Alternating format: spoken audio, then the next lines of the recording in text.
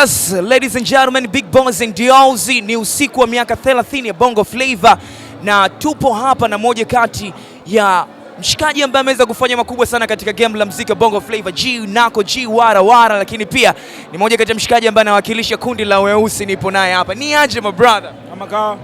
Fresh kabisa. Niambie. Mimi nimefurahi sana kwanza kuweza kukuona ndani ya usiku huu hapa ndugu yangu wa miaka 30 ya Bongo Flava. Sawa. Moja kati ya kitu ambacho nilikuwa nahitaji kuweza kujua ni kitu gani ambacho unakikumbuka katika issue nzima ya miaka kama hii 30 ya Bongo Flava. Katika miaka 30 ya Bongo Flava vitu vingi vimeweza kutokea hapo kati. Kitu gani ambacho kimebaki kuwa kama memory kubwa katika maisha yako ya muziki ndani ya miaka hii 30? Vitu vingi, lakini kimsingi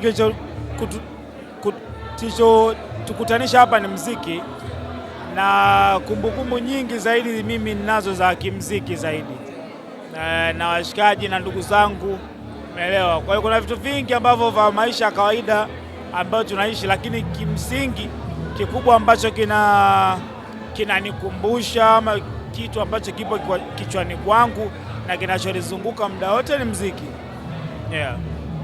Katika moja kati ya interview ambayo nimeisikia ilikuwa inamhusianisha msanii Faridi Kubanda, Fid Q pamoja na alikuwa msanii Madi.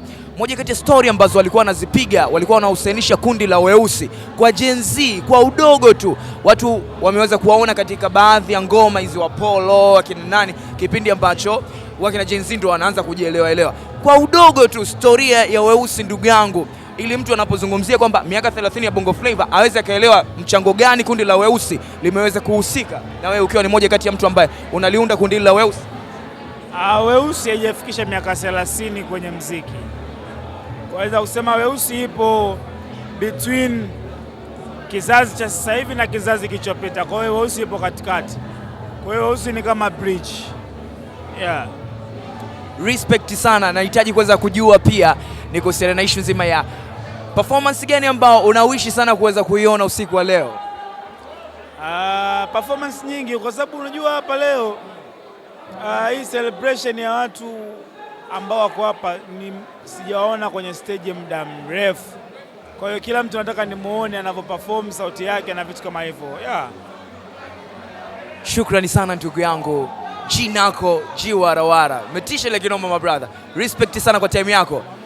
G Nako G Wara Wara ndani ya miaka 30 ya Bongo Flava, tulikopo naye tumepiga naye story like noma bwana. Ana mambo mengi ndugu yangu, mimi nimefanya kama kumwacha aendelee kuendelea na mambo yake, lakini kumbuka hii ni miaka 30 ya Bongo Flava. Tuko hapa kwa ajili ya kuweza kukupa kila updates ambayo inazidi kuweza kuhappen. Subscribe kwa ajili ya kuweza kupata more infos. Mimi ni dad father of 6 babies Kelvin KO. Ire